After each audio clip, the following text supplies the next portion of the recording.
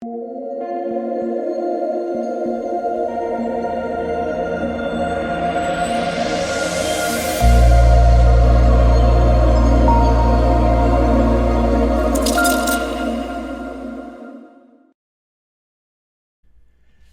what is going on, guys? DK.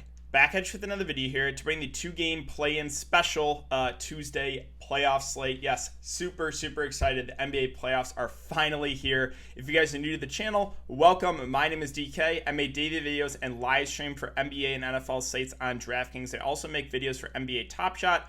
If you're unable to watch these YouTube videos, I also upload an Apple podcast, link down below. It's called the DKDFS Show. And if you could take a minute or two out of your day, leave a 5-star rating and review. That helps me out a ton. Every single rating review boosts me up in the podcast rankings. If you're interested in signing up for premium content, I'll fit on patreon.com, an esports package. That includes Call of Duty and CSGO, as well as an NBA package. And I do want to thank Prize Picks for sponsoring this episode. If you're not familiar with Prize Picks, they have, what they do is they will post fantasy scores or fantasy projections, and you can either take the over or the under. So right now they have a lot of players posted for the next 2 days. They also have single stat. So like you can take over under on points, over under on assist, over under rebounds, over under 3 points made. So yeah, it's a really fun change of pace from DraftKings because you're not playing against anyone, you're playing against the house. And just taking a look at this and a couple that I think are either too high or too low. So bonus at 51, that's too low, right? Obviously must-win game. He's going to play 40-plus minutes. That's too low for Sabonis. I don't care if Brogdon or LeVert or both are in. That's just too low for Domantas Sabonis. So I like the over on that. Scrolling down a bit more, let's see. What else kind of stands out to me? Yeah, Marcus Smart at only 29.5. I think that's too low. He's going to play probably close to 40 minutes. They're going to need his defense on a guy like Westbrook, so that feels too low for a guy like Marcus Smart. Let's see. What else? LeBron at 46. They're not going to limit LeBron. I'm not super worried about the ankle. That feels too low. And then, yeah, Jonas Valanciunas, you guys know, my boy, 42. That also feels too low. So those are a few that stand out to me.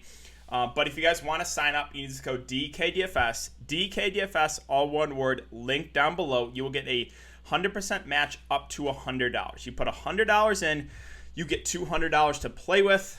And finally, I just got to give you guys a special shout out. Thank you for all the support on the regular season for NBA. All of you guys in here every single day in the videos, the live streams. Cannot thank you enough. And again, nothing is changing for these playoffs. Super excited for the playoffs. And if you guys could, leave a like button on the video, subscribe if you haven't already, and hit the notification bell so you know when I upload videos, you know when I go live. I will be doing a YouTube live stream tomorrow. Make sure to check it out, and possibly might have some showdown slate breakdowns after this. So be on the lookout for that as well on my channel.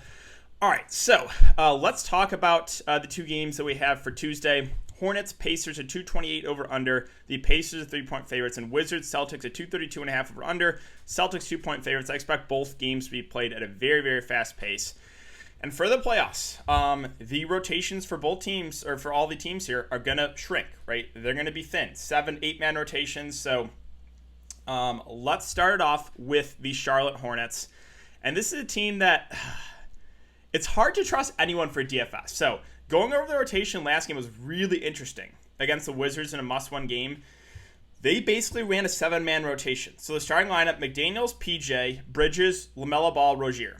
McDaniels played 28 minutes, PJ played 30, Bridges played 40 minutes, LaMelo Ball played 33, Rozier played 37, Cody Zeller played 30 off the bench, and Devonta Graham played 31 off the bench. Monk played 6, Biyombo played 5. So again, basically a 7-man rotation. That's good to see, right? The issue is every single player here for the Hornets has been up and down.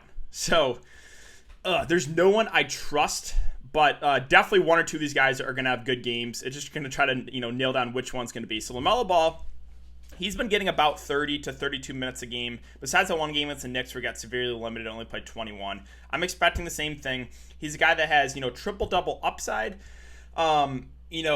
We haven't really seen a big LaMelo game in a while. This is obviously a really good matchup, but again, they have other high usage guys in this team, right? Bridges has taken a huge step forward. Rozier, Graham off the bench has been solid. So I don't think LaMelo Ball is someone that is out of play, But I don't think he's a must play. And kind of same with Rozier. Now, with Rozier, you're going to get more minutes, right? We probably get close to 40 minutes from Rozier as opposed to 30 to 32 from LaMelo. And he has actually flashed more upside recently. Now, again, floor with Rozier, maybe a little bit lower.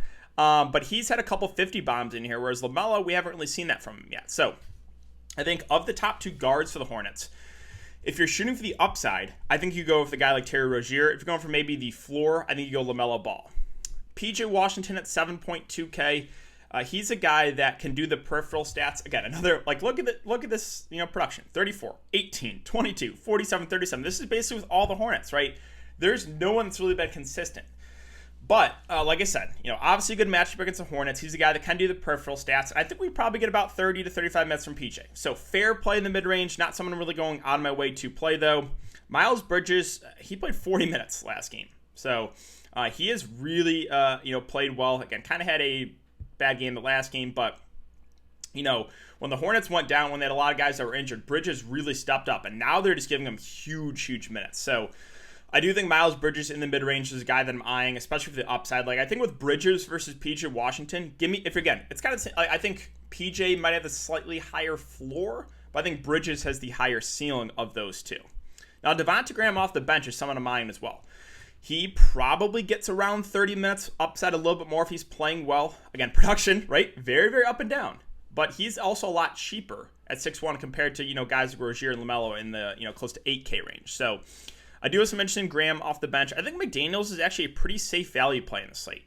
We should get around 30 minutes from him. He's not a guy that has insane upside, but I don't think he's going to kill you. So I actually do kind of like McDaniels for value. And one of my favorite value plays on this 2-game slate, my boy, Cody Zeller. We are Cody Zeller fans here on this channel. So Zeller is a really good point per minute guy. Right now, the Pacers are a big team. Right, with Sabonis, they have Goga off the bench. I do think Cody Zeller is going to get some decent run, whether or not he starts. And if we get like close to 30 minutes from Cody Zeller, I love him for value because Zeller is a really good point per minute guy. Again, Sabonis is a terrible defender, even though he's good on the offensive end. So, and there's also a chance like PJ gets in some foul trouble, and then Cody probably comes in early. So I really like Cody Zeller here for value. One of my favorite value plays in the slate. And that's basically it, right? Biyombo barely played. Monk barely played. I can't get to those guys. I'm not going to take a shot at one of them if they're going to play like 5 minutes. So that is it for the Hornets. Let's move on to the Pacers. Pacers are a big question mark at the moment because we have a lot of guys questionable. Brogdon, LeVert, Aaron Holiday, and Edmund Sumner. So let's start with the clear spend up, I think, on the slate. Domantas Sabonis. Absolutely love him. I will not be fading Sabonis in this 2-game slate. I don't care if Brogdon and LeVert are both in. Doesn't matter. I'm not fading Sabonis. He is my favorite star on the slate. Absolutely love him. He is too cheap at 10K. We got Westbrook over 12K. I think they have similar upside. And Sabonis is coming in way cheaper. So love Sabonis there at 10K. Now with Brogdon versus LeVert, this kind of depends, right? Brogdon has been unavailable for a while. He's been out for the last couple weeks. We'll see if he plays in this playing game. Obviously, must-win game. I would lean towards he does, but we'll see. If Brogdon is out, then I like LeVert. Because then LeVert's going to play a ton of point guard, and he gets a massive boost playing the point as opposed to the 2. So that's huge. Whether or not I get to LeVert is depending on Brogdon. Now, Brogdon is in. Then Brogdon and LeVert are both secondary plays for me because, again, with Brogdon in, that hurts LeVert's upside. Now, the Brogdon himself, does he get full minutes? Right? So that's one we'll have to keep an eye on. But if they're both in, then I'm not in love with either. Now, if surprisingly both end up getting ruled out, again, I fully expect LeVert to play. Brogdon, I think, is more 50-50. If for some reason one or both get ruled out, then we can look to a guy TJ McConnell, who would play more of the point. I think he would get probably about 30 minutes off the bench. So keep an eye on that, right? It's kind of a question mark at the moment. Brissett at 5'4" had the big game last game. I don't necessarily trust this. I'll probably pass on a guy like O'Shea Brissett. Justin Holiday and McDermott. These are the value plays that are, whether or not Aaron Holiday and Sumner are in, or, whether or not I get to them, right? So if Aaron Holiday and Sumner are both in, probably going to pass on Holiday and McDermott because that's just more bodies in this rotation, depending on what they do the starting line. Now, if both Aaron Holiday and Sumner are out, then I think we probably get about 30 minutes from both. Justin Holiday, been a little bit up and down, but he can get hot behind the three-point line. Again, McDermott, we know, very, very light in the scoring. So these are two value plays I think are fine. Do become more viable if both Aaron Holiday and Sumner are out. And then, okay, so does Keelan Martin and Goga play in this playoff rotation? So let's see. So if both Brogdon and LeVert are in, we got 1, 2, 3, 4, 5, 6, 7. I would say one of Keelan Martin or Goga play. I don't think they're going to run a 9-man rotation for the playoffs. So maybe it's Keelan Martin. He's been actually playing more as opposed to Goga Batazde. So both have actually been decent point per minute guys. My guess is it would be Keelan over Goga.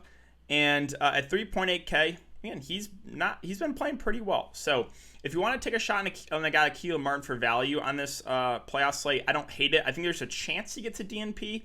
But I would lean towards he plays over a guy like Goga. All right, Wizards and Celtics. So, Russell Westbrook, the last month has just been a must play, right? He's just been a plug and play. There's been so much value. It's a little bit different for the playoff slates, right? Because all these teams trim down their rotations, and then there's not as much value. So, obviously, I like Russell Westbrook. I like getting to him. I do not think he's a must-play in this two-game slate, though. I don't. So, with Russell Westbrook, minutes are not going to change. He's not going to go out and play 48 minutes, right? He's going to play 40 to 42 minutes like he's been doing in the regular season. So, super high floor. He's got the highest ceiling, obviously, out of anyone on the slate. It's just, is there enough value that you're comfortable with to get Russell Westbrook in? It's the question. So, I'm not saying to fade Russell Westbrook. I'm just saying this is not the same as the regular season slates where there's been infinite value. It's not the same in these playoff slates. Now, Brad Beal at 9K, oh man, that was ugly start. He shot 8 of 27. He was banged up with that hamstring injury, but he did still get to 35 minutes. And this is crazy. He shot 8 of 27 and still went for 40 fantasy points. I think Beal plays. I think he's going to play as many minutes as he can. And at 9K, maybe this is a hot take. I prefer Brad Beal to Russ Westbrook on this two-game slate. I do. I think they're going to play similar minutes, and Beal is now $3,400 cheaper than Russ Westbrook. So, sure, maybe this is a hot take. Maybe it isn't. I prefer Beal to Westbrook. Rui Hachimura at 5K. With Beal in, he'll be the number 3 in offense. It's just kind of a secondary option. He'll play about 30 minutes. Neto is going to be a game-time decision. He has missed the last couple of games. When Neto's out, Bertans has started. He's been playing about 30 minutes. He's certainly someone we can look to for value. The issue I say with Bertans, he's basically like Doug McDermott, right? It's like the Spider-Man GIF. They're the same player. They have to hit their threes to get value. They have to hit their shots. If they're not, they have a low floor. But I do expect both those guys to play about 30 minutes. So both those guys are fair values. This is weird, but one of my favorite values on this slate is Ish Smith at 3.9K. And the reason is, the Wizards are starting to go way more to a 3-guard rotation here, right? 23, 28, 24, and now 32 minutes-ish with Beal in. Now, what I'm worried about, if Neto comes back, I think those minutes go down for Ish, but still, Ish is a good point per minute guy. So keep an eye on the Neto news. If Neto is out, I love Ish for value. If Neto is in, I still think Ish is viable, but then becomes a little bit riskier. Maybe instead of 28 to 30-ish minutes from Ish, we get 20 to 25, but I still think that would make him in play because, again, he's a good offensive player. So keep an eye on the Neto news. If Neto's out, I love Ish Smith there at 3.9K. And unfortunately, since this is a two-game slate, we have to deal with these centers and Scott Brooks. So the last game, Alex Len started, only played 5 minutes. Gafford started the second half, but still only played 16 minutes. It was Robin Lopez that actually played the most at 3.1K. He played 27. There's no rhyme or reason to who it's going to be. What I will say is I'm not going to play Alex Len. I'm not going to take the shot on Alex Len. I think you can take shots on Gafford and Lopez. They, I think, have the opportunity to play, close to 20 minutes. Now, with Gafford and Lopez, if both play similar minutes, if both play 20, give me Gafford all day long. He's the better point per minute guy. But we've seen Lopez actually crack 20-plus minutes in a couple of games recently, right? 21, 27. So this is a tricky one. I do think both Lopez and Gafford are in play. It's just what on earth is Scott Brooks going to do? Now, I will say, If Alex Len doesn't start here and they start Gafford, I think Len gets a DNP, and then I think it's going to be a two-man center rotation with Gafford and Lopez. And then I actually like both. Because then I think we probably get 20-ish minutes from both them. So keep an eye on the starting lineup. So let's see if they continue with Len. If they do, then both Gafford and Lopez are risky. I do think one center's going to have a good game here. It's just, trying to nail down which one's going to be is always tough. So that is it for the Wizards. Let's finish up with the Boston Celtics here. So Tatum at 9.8K, no Jaylen Brown. I do like him as a spend up. I feel he might go a little bit overlooked. Fantastic matchup. Should play close to 40 minutes. I really like Tatum here at that price. Another guy that I really like at 7.3K is Kemba Walker. It's been a little bit up and down, but he has to be their number 2 guy if they're going to win this game behind Tatum. He should play close to 40 minutes. We know Kemba's a guy that can get hot. I love Kemba Walker at this price. I think he's one of my favorite plays in this 2-game slate. The only concern is still, he does have a somewhat low floor still, but I think the upside is there with Kemba at 7.3. That just feels too cheap, so I really like Kemba. I think Kemba is my favorite play in the Boston Celtics. Evan Fournier, he's probably going to have to be the number 3 on offense. He should play 35 minutes. I bought into him finally when everyone is out against Cleveland, and he played 34 minutes and shot 6 of 20. So I do think Fournier is solid. I do. I think he's, again, going to play about 30 minutes in an up-tempo game. So I've interested in Fournier. And I do kind of like Marcus Smart, too. 5.8K feels a little bit too cheap. He's not a guy that has, insane upside, but he does have a pretty high floor. He should play big minutes. I think they're going to need him out there to guard Westbrook with no Jaylen Brown. So I do like Marcus Smart here for value. It's weird, but I'm kind of high in these Boston Celtics stakes. The price, or for tomorrow, because the pricing feels too cheap on these guys, right? The rotation's going to be thinner. So, Tatum's going to play probably 40 to 42 minutes. Kemba's probably going to push for 40 minutes, right? This is a must-win game. Fournier probably pushes for 35 minutes. I think Smart pushes for close to 40 minutes. So all these guys, I think, are underpriced because in the regular rotation, right, they were, didn't play as much. But in this playoff rotation, it's going to thin down a bit. I'm pretty high on the Boston Celtics for this 2-game slate. And what we have to keep an eye on now is Robert Williams' game time decision for this game tomorrow. If Robert Williams is out, I think Tristan Thompson pushes for 30 to 35 minutes. I actually would like him for value if there's no Robert Williams. Now, if Robert Williams is in, keep an eye if there's a limit. I would think there wouldn't be if he does play. If Robert Williams plays and starts, I think we get normal 20 to 25 minutes, which would make him a good GPP play because he's a good point per minute guy. The value for the Celtics, I have a hard time getting to anyone. I do. If I'm going to take a shot in one, maybe Peyton Pritchard, but the minutes I don't think are going to be as high with, just the main guys, right? Like Tatum, 40 to 42 minutes. Kemba should play about 40. I think about 35 for Fournier. I think close to 40 for Smart. Robert Williams and Thompson will split the sun of minutes if Robert Williams is out, or if Robert Williams is out, Thompson's going to play more. So there's just not a ton of minutes left over for some of these bench guys. I'm not really looking to any of the bench guys for the Celtics, but I will say, I do think the main guys for the Celtics look really good on this 2-game slate. I think they're underpriced. All right, so that is going to do it for my video today, guys. If you have been enjoying the content so far, I would really appreciate if you leave a like button on the video, subscribe to the channel if you haven't already, and hit the notification bell so you don't want to upload videos you don't want to go live. Again, I will be doing a YouTube live stream tomorrow. Make sure to check it out and keep an eye on. There may be some Showdown slate videos coming out today as well. So thanks again, guys. Have a great day, and I'll see you all tomorrow in the live stream.